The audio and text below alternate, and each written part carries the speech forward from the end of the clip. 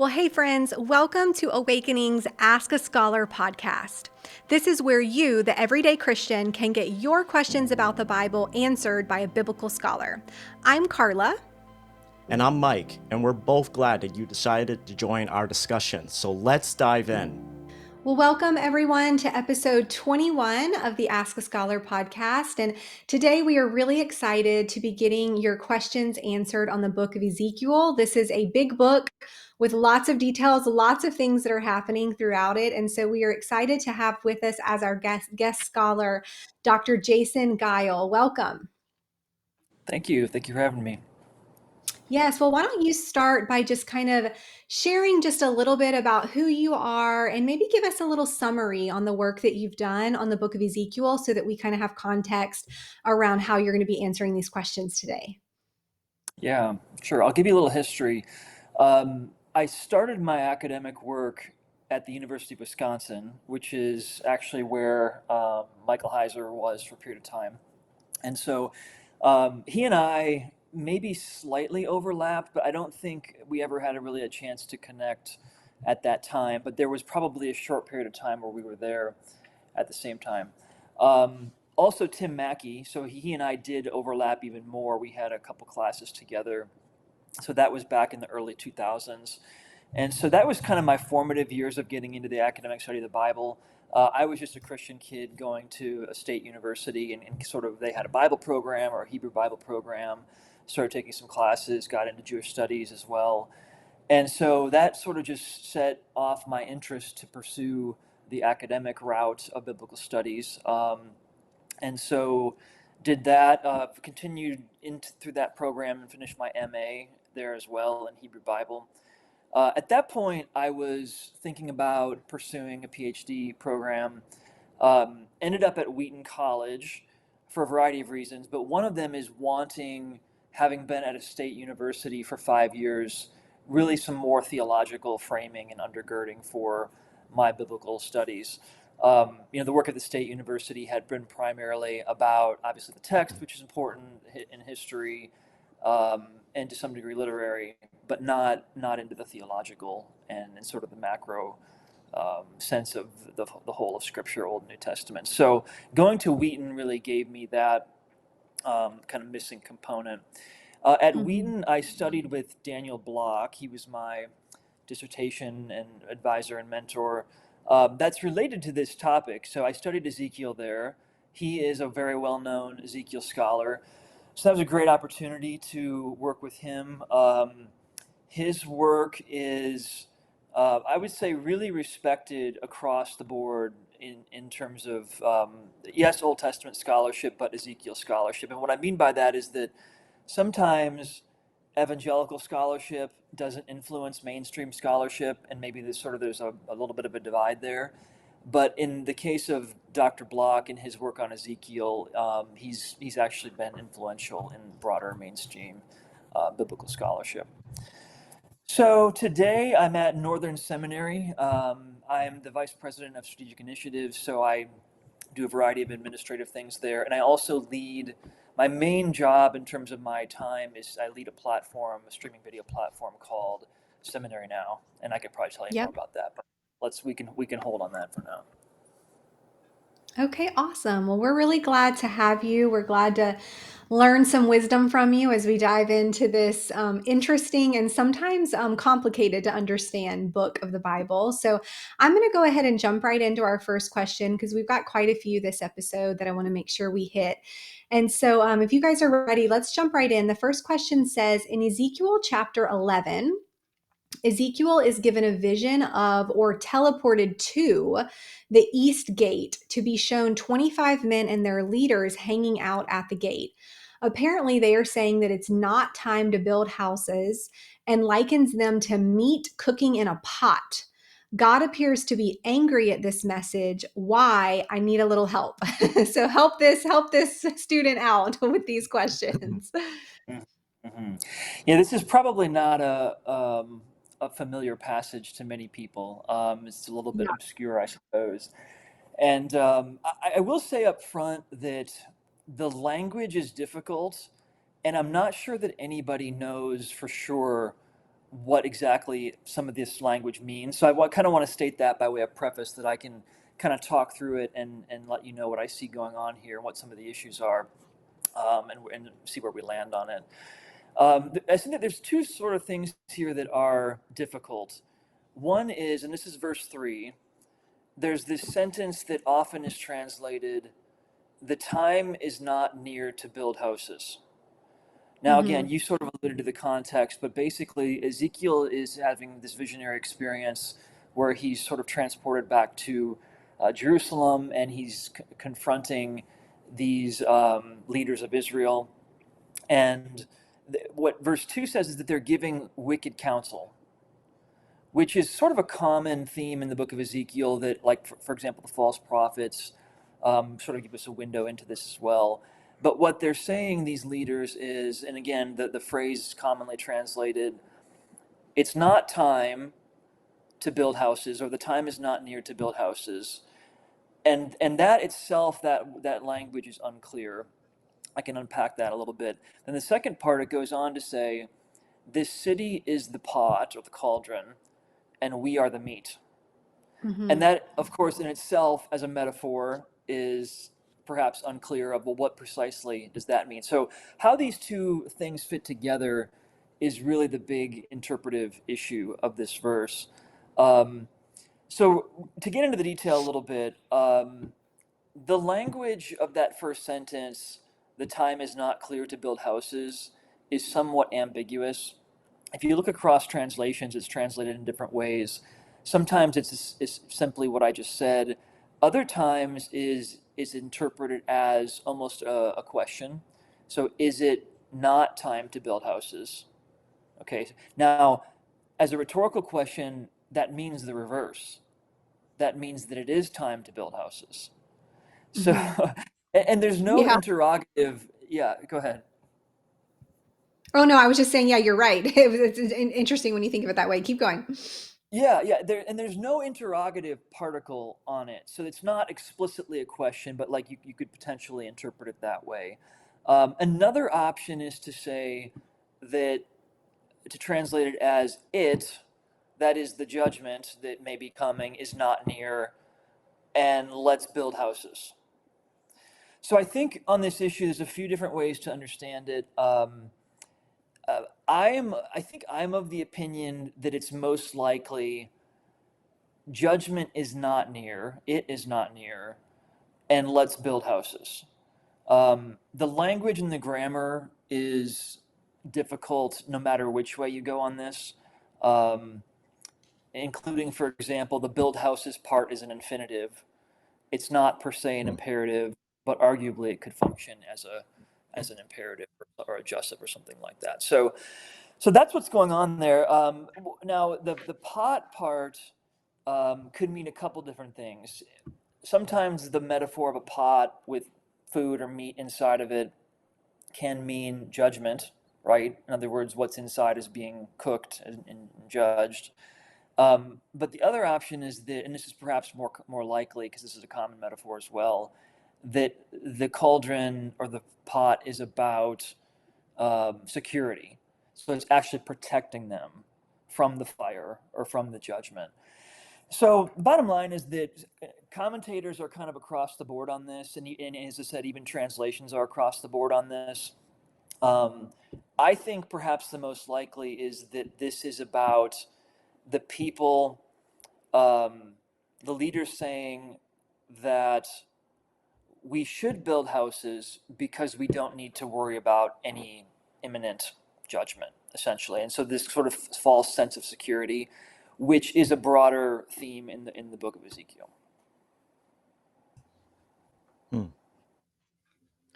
Yeah, I think there is. It's an interesting thing. Is like when I'm looking at this again, and the NIV has in verse 3, they translate it as they say, haven't our houses been recently rebuilt? And Mm-hmm, it, mm-hmm. it does have that rhetorical, kind of force that you're mentioning, Jason. It is interesting. I think there's almost like this juxtaposition that's happening here, right? You have Ezekiel witnessing the leaders of the city in Jerusalem. They're trying to portray as though things are going to be okay now, we're safe within Jerusalem. Like the pot is Jerusalem, and we're safe inside because we're the meat. Um, Mm-hmm.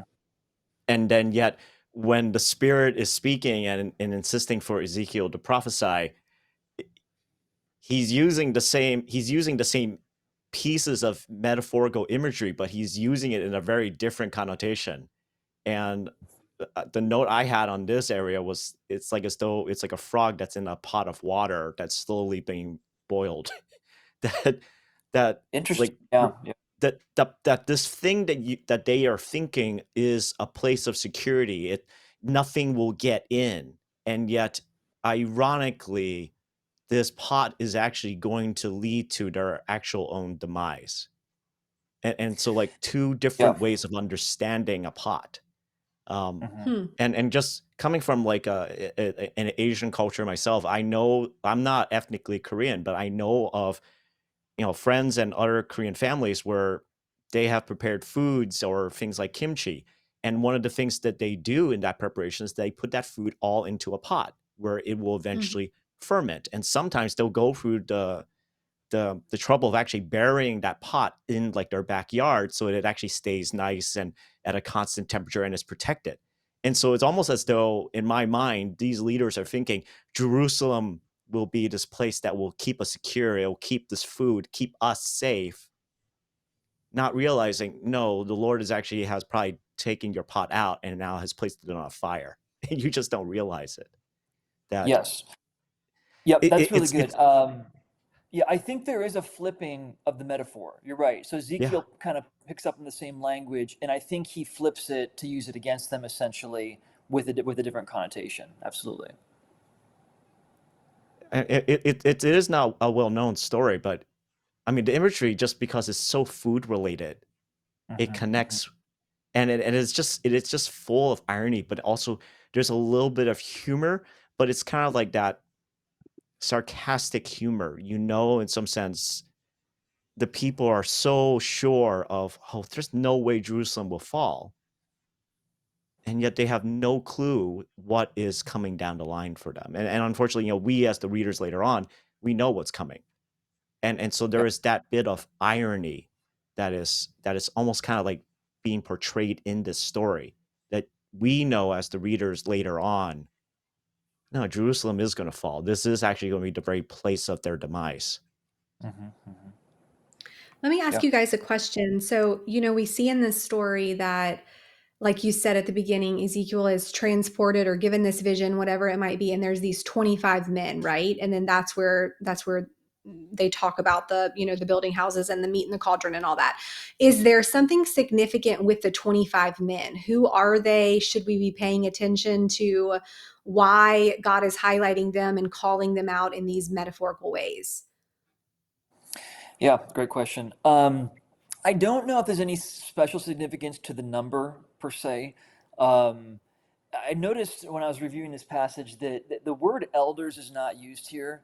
Sometimes Mm-hmm. in like chapter 14, for example, Ezekiel's interlocutors are it's called the elders. That word is not used here. Of course, two people are named, Yeah. and presumably, would have been familiar names to or familiar people to his audience. Um, so yeah, I think it's a little unclear if these are the priestly class because he's sort of this is a temple visionary experience, and so that could be possible. But they're also called princes, which is a Hmm. sort of for Ezekiel, I think, a generic name for leaders that kind of gets used to refer to different kinds of people. But so that's my read on it. It's hard to know, but I'm not sure if there's anything particularly unique about the number 25 or any special significance there. Okay. And the two people that he mentions, are those people found somewhere else that we should be making a connection to or no? I don't think so. Okay. Not that I know of. Now, someone can do a search and can correct me on that, but I'm Mhm. pretty sure. I do find it interesting. I am curious if maybe, because you're right, it is not elders, it's SARS. It's like Mhm. like essentially princes, representatives. of supposedly of something. So it's a very interesting kind of title. And I guess I'm kind of curious if this might be just part of a generic way of describing essentially the people who took over for leadership after, because by this Yeah. point, there have already been two waves of exiles. Ezekiel Mhm. is part of that second wave. And supposedly the first wave took away most of the upper leadership, like the royalty, the aristocracy, the people who were typically the leaders of the government. They were all gone and essentially replaced. And so these are leaders. They're not necessarily Hmm. elders. They're just appointed as leaders. So it really kind of, maybe to me, it also does hint there's a little bit of chaos that's going on. This is the result of the chaos that has happened, where you can't call these people elders. So they don't necessarily have wisdom or accrued wisdom. They are just appointed to take care and lead the people. And so they're not Hmm. necessarily going to be seen as wise people, which kind of goes to show from what they're saying. Like, Right. Jerusalem is the pot and we're the meat and we'll be safe. And it's not necessarily a really wise kind of saying later when we find out what the Spirit is saying through Ezekiel.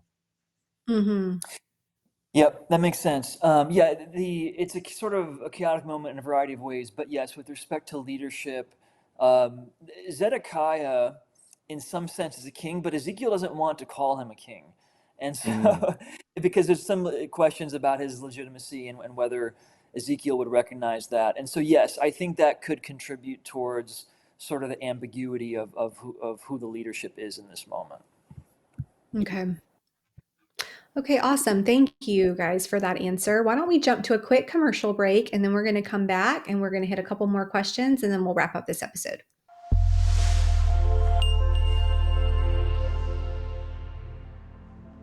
If you're not already reading with us, we'd love to have you start reading today.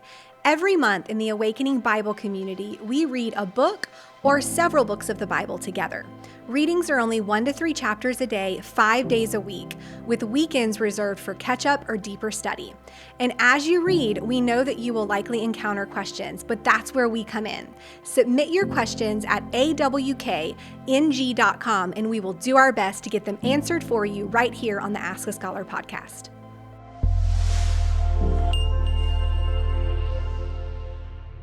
Well, welcome back, everyone. We're excited to jump right into more questions. And I'm going to warn you guys, this next question is a little bit lengthy. So hang with me as I read it, and then we'll give you guys an opportunity to answer. So the question reads, after reading John 15, it appears to me that John might be making allusions to the cedar tree / vine that's seen in Ezekiel 15 and chapter 17. There are some definitive grammatical similarities in the Septuagint, same Greek words for vine, branch, fruit, wither, fire. And there are also some similar themes: judgment for uselessness, chosen branches, future flourishing kingdom, etc.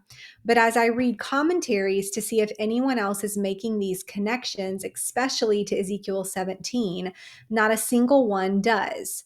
I see why some may not make the connection, as there are seemingly unrelated details in Ezekiel, things like the eagle, the harlot, etc.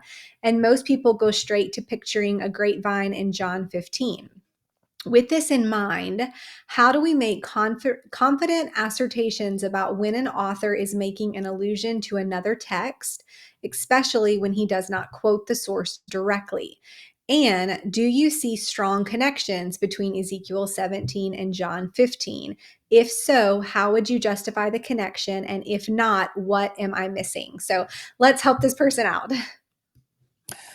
Okay, cool. I'll tell you that part of my academic work has been on allusion and literary borrowing and literary dependence, etc. So I can sort of take some of that framework and use that here to answer this question. Now, what I was doing in my work was looking at primarily how Ezekiel used what for him was prior scripture, like the Pentateuchal literary traditions, particularly Deuteronomy was my focus. But as part of that, I did some methodological work in, again, allusion and literary dependence. So really the issue comes down to when there's similar language, how do we know if and when it's intentional? that it's actually a writer or speaker trying, either thinking of a passage that, and sort of borrowing the language from it, or potentially actually referring to it implicitly or explicitly.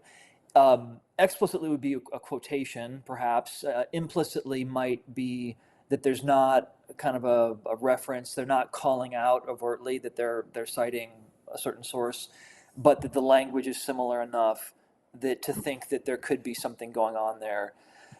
So now, when that's happening, and what sort of kind of factors that you use to determine that's the big question. So I can name some of them, and then we can apply them to this passage here and see where we land. Let me kind of name a few things that lend towards intentionality or being something that's real allusion or literary dependence. The first is what's called syntactic correspondence, which basically just means not just kind of words scattered that kind of are similar, but like particularly when there's in the syntax for the word order, there is more similarity. And so essentially it's kind of sharing of phrases, not simply individual words. So that one is an important criterion. Another one is are the concepts not very general, widely used concepts, but are they unique or distinctive, or even rare? And so if it's more on that spectrum of unique concept or just something distinctive or rare, then that would lend itself towards potentially allusion. The density of how many, that's sort of the volume, is part of this. But not only that, if there's a certain patterning or like a distribution, let me give you one example. One of my dissertation chapters, and which, by the way, the dissertation was published in the Library of Hebrew Bible and Old Testament Studies, called Ezekiel and the World of Deuteronomy. But one of the chapters in that was about how Ezekiel uses, in chapter 16, Deuteronomy 32, the Song of Moses.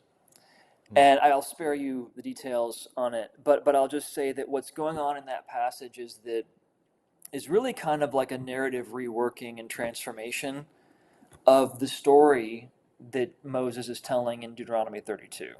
And Ezekiel is kind of picking up on that pattern and transforming it and using and drawing kind of its language. Now, I say patterning because if you line them up, the structure is the same. There are shared words at each point, sort of in each section of the narrative as it's unfolding. So the point is that in that case, there's a clear patterning or distribution that lends itself towards allusion.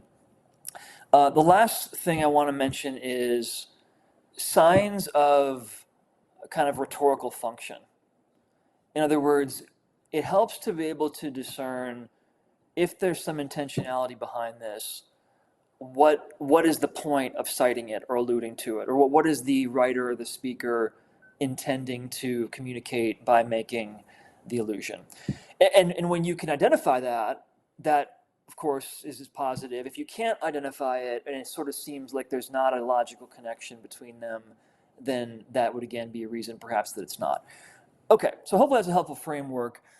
I would say that on this issue, and I'll sort of try to get into the text a little bit here, I think that there is similar language between John 15, where Jesus talks about the vine and the branches, and some of these passages in Ezekiel.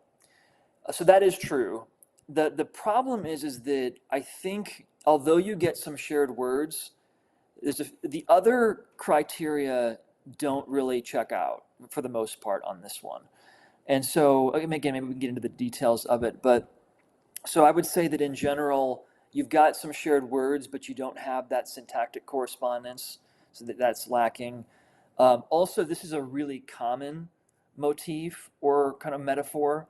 That's, the idea of vineyard or vine and branches or all that goes along with that is pretty common throughout Scripture. So, for example, the question mentions Ezekiel 15 and 17, which we can get into, but there's plenty of other passages. Isaiah 5 is well known, the so-called Song of the Vineyard. Um, Also, as I was looking into this, Psalm 80 is another really good example where you get vineyard or vine language, that God, Israel is a vine and is destroyed, etc. And sometimes, and then at the end of that chapter in Psalm 80, it then talks about sort of a branch or a Messiah that would, and in that case, um, it's somewhat similar to Ezekiel 17 and 19 that we could look at here. So I think that, again, the language of vine branches, and even more than that, sometimes fire, um, withering, fruit that comes from it, there is similar language. But I think one other area where it fails is I struggle to see a strong semantic connection.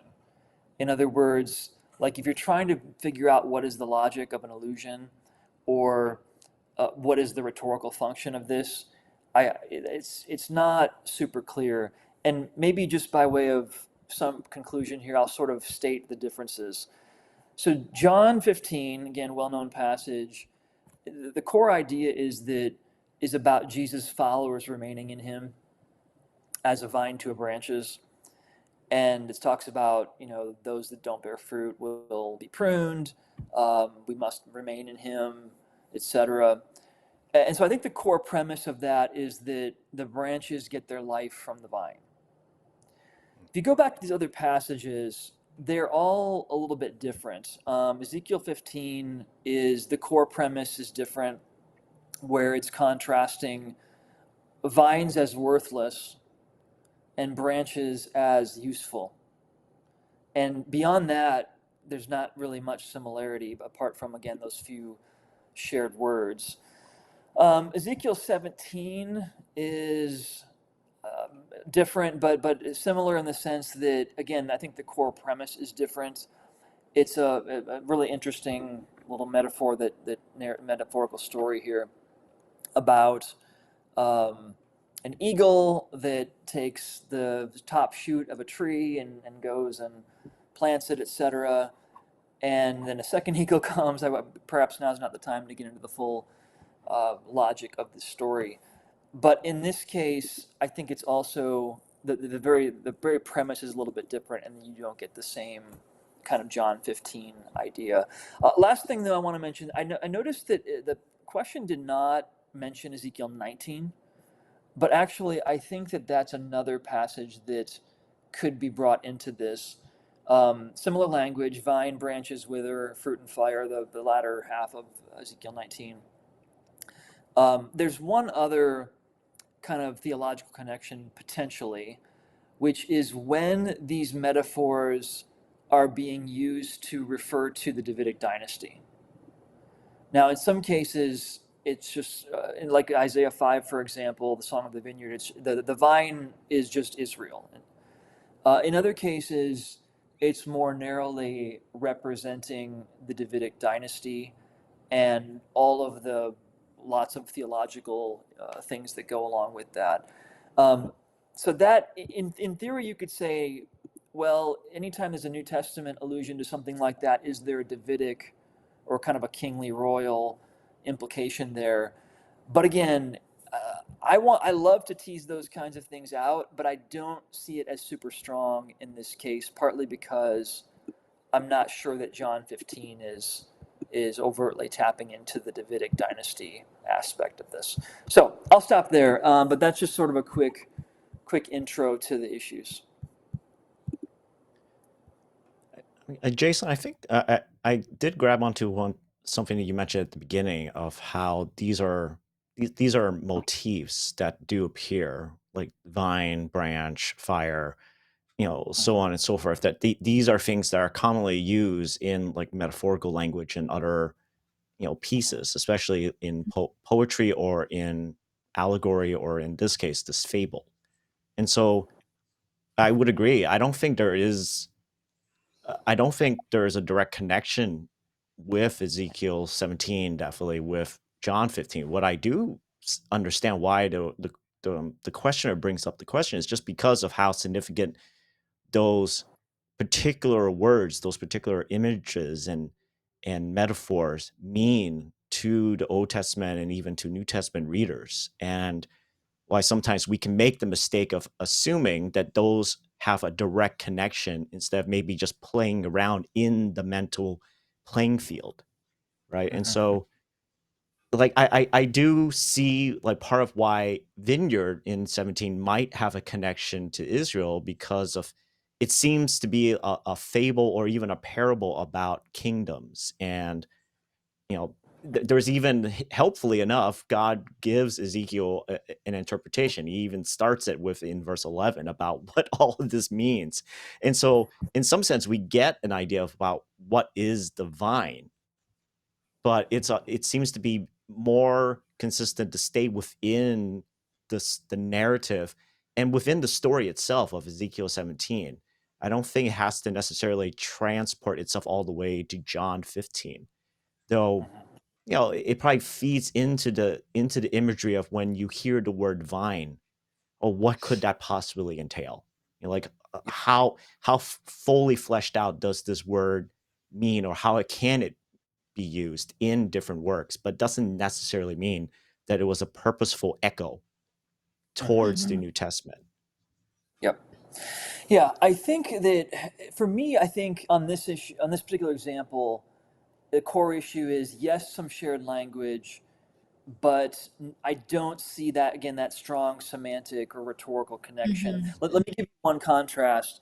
Um, this is well-known allusion. I don't think it's really debatable, but I'll just cite the example of when Ezekiel says, "I am the good shepherd."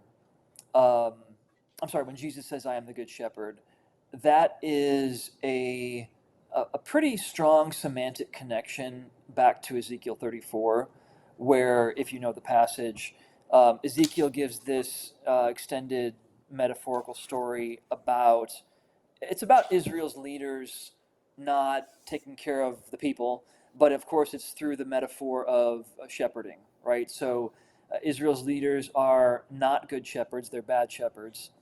They don't take care of the flock. They don't feed them. They don't take care of their wounds, etc. And so this metaphor is unfolding. And then at the end of Ezekiel 34, it says that, well, it says a couple things. It says both, I, God, will be their shepherd, but then there's my servant David also will be their shepherd. And so for Jesus to pick up on that and to basically be saying, in light of that Ezekiel 34 context, I am the good shepherd, it's just really strong semantic and theological connections to why Jesus would be using it. Mhm. That's a great example. I'm glad you showed us an example of how that connection is strong versus in the previous example where it's really just same words, not semantics. So that's very Yeah. helpful. Okay, let's jump into this next question because it kind of it plays off of. I know you touched on Ezekiel 19 when you were answering this previous question, and this next question is about Ezekiel 19. So I think this will be a good segue. It says, "I'm having trouble understanding Ezekiel 19. What is this lamentation really about? Could you unpack if Ezekiel is talking about literal princes or if this is a metaphor?" So maybe start by just telling us overarching what's happening in Ezekiel 19 and then dive into this question. Hmm. Hmm. Yep. So Ezekiel 19, I mean, it starts, God commands Ezekiel, take up a lamentation for the princes of Israel. And so that's part of the question here are these literal princes or is this metaphorical? It goes on to really give two metaphors. So verses 2 through 9 essentially are about the metaphor of lions, and that the lions represent the Davidic dynasty, and and then the second one is again another vineyard or vine metaphor. So we could kind of explore both of them, but what they both have in common is that they are about essentially the downfall of the Davidic dynasty, and so yeah. So Now, again, the question was, is this about literal princes or is this a metaphor? I think I'd want to say a little bit tongue in cheek, both, or Mm. perhaps a more detailed answer would be, this is a metaphorical story about Israel's leaders and their kings in particular. The word princes, I don't know if that's the best English translation, but nevertheless, I think Ezekiel is, for whatever reason, reticent to use the word melech or king for Israel's kings. Uh, Mm. and you could reflect on, well, why might that be the case? He virtually never does, except for I think the opening verse where um, he refers to King Jehoiakim. But in general, he will call them other things, like either metaphorical shepherds or this word for princes here. Um, so you could make a case that, but then when he talks about the future coming king, he'll use the word king for that. Now, but so I think to the question, like, is it literal or is it metaphorical? It's metaphorical, but at the same time, it's metaphorically talking about the leaders of Israel or the kings in particular. Yeah, I was looking up the word. I don't quite understand why did the NIV translators choose the word princess as well, because the word here generally is normally translated as a ruler or a chieftain. Um, Yeah, so that's yeah, an oddity there. But I do yeah. agree. I I don't think think this was literal. Yeah, the Um, use of princes might be sometimes with English translations, you get things from. I have not traced kind of historically the history of translations on this issue, but you get something that was translated as prince either 400 years ago in the King James or even more recently, but then it sort of sticks in mm. translation tradition almost. And so that might be what's going on here. But you're right that it's not referring here to princes in the way that we might think of the son of a king. It's more of a general term for leaders. Yeah, and that's the irony is because earlier I think it was our first real question. It was talking about the 25 men who were called the elders in the translation, but the word itself is typically the word that would be used for princes, but it's used. Mhm. It's strange. Like Ezekiel's using words in a context in a way that is not normally how they're used, Mhm. and um and so it's a funny kind of irony that I mean, essentially the chieftains of Israel, like that it's what's being talked about, and it's metaphorical because all of a sudden we go into this whole entire thing about lions. So Mhm. we go from human beings immediately right into talking about a mother lion and her cubs, and also just itself. Like when I was reading through this does not sound like a lament. It Mhm. it Mhm. it almost sounds like a bit of a satire or mockery, Mhm. essentially, because Yeah. when you hear a lament, when you hear a dirge, you usually hear of things of like, oh, how he fell, or just like emphasizing the tragedy of like the Mhm. tragic elements, the feeling of like, oh, this is wrong, this should not have happened. But instead, it almost seems to be celebrating, like especially when you get to verse 9 in the second metaphor about how. No, it's still within the cup metaphor, but like with hooks, they pull him into a cage, like as though they're celebrating that the lion is being dragged into the cage and ironically being brought to the king of Babylon, um, which itself is just full of irony because lions are a typical like piece of icon and graphics that are used within the Babylonian Empire. Like they love lions, Mhm. and Mhm. so it's just it's just full of irony here. And so it's kind of funny. You have the lion that does some sense represent the Davidic kingdom, but they're not really. It doesn't sound like it's really lamenting the fall of the Davidic kingdom. That simply that they're now being captured as though they were part of the sport or part of like the trophy for the king of Babylon. Yeah, yeah. And real quick, picking up on the lion piece. that you mentioned there. I think it's been a while since I've looked at this, but I'm pretty sure that there is a linguistic connection between this passage and the Genesis 49 language of the Lion of Judah. And so I just wanted to kind of mention that Judah is a lion's cub from the etc. So I think there is a connection there as well. Mm. Hmm. Yeah, that's Interesting. excellent. I forgot about that moment, but yes, that is part of how Judah is described. Which maybe would make it feel a little bit more like a lament then, if you make that connection. Yeah, it could. And I think it's one more example of that this is about obviously the Davidic kingship, but more particularly this dynasty. And if you kind of trace it back, yes, back to Judah in this case. My mind wants to go to all the rest of what's involved in the sort of the Davidic theology, if you will, because I think all of that is sort of in the background of this. Maybe give me 60 seconds just to kind of unpack it.